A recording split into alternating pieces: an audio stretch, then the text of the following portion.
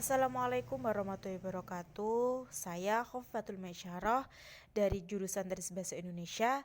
Di sini saya akan menjelaskan video pembelajaran teks berita untuk kelas, khususnya untuk kelas 8. Di sini saya akan menjelaskan video pembelajarannya untuk memenuhi tugas magang 1 IAIN Tulungagung. Assalamualaikum warahmatullahi wabarakatuh. Bagaimana kabarnya kalian hari ini? Alhamdulillah sehat semuanya ya. Nah, di sini Ibu akan menjelaskan mengenai materi teks berita. Simak video selanjutnya ya. Nah, pernahkah kalian membaca berita? Pastinya semuanya pernah ya. Kita dapat menemui berita di berbagai media, mulai dari koran, televisi, majalah, maupun media online. Lalu, pengertian dari berita itu apa? Nah, berita yaitu cerita atau karangan yang benar-benar terjadi atau sedang terjadi. Nah, lalu pengertian dari teks berita.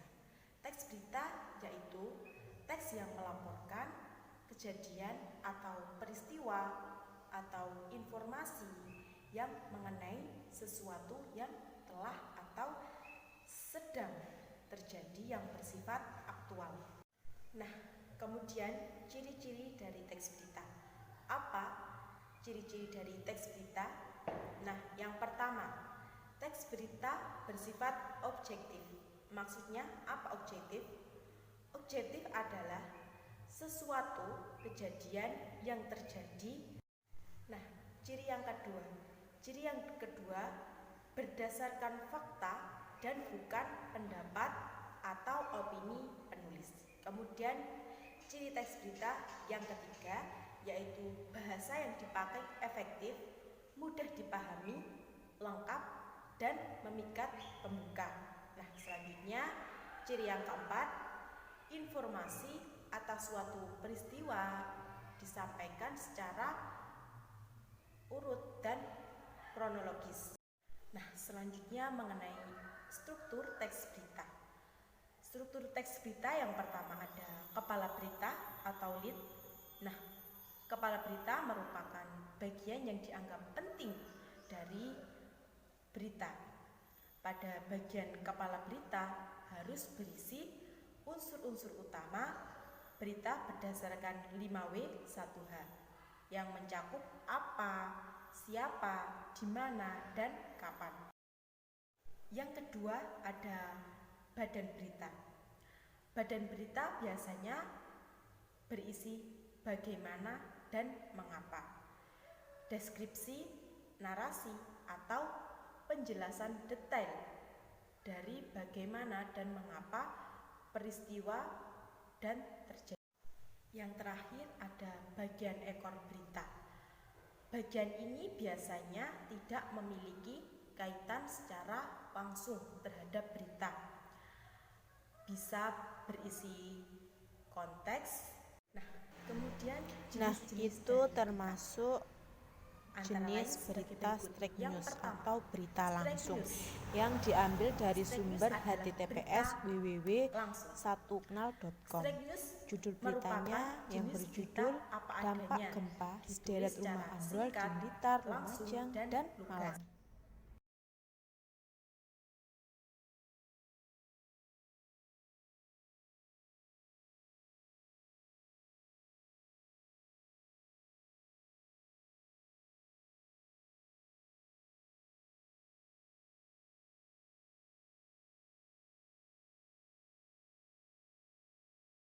Yang kedua, investigasi news atau berita investigasi.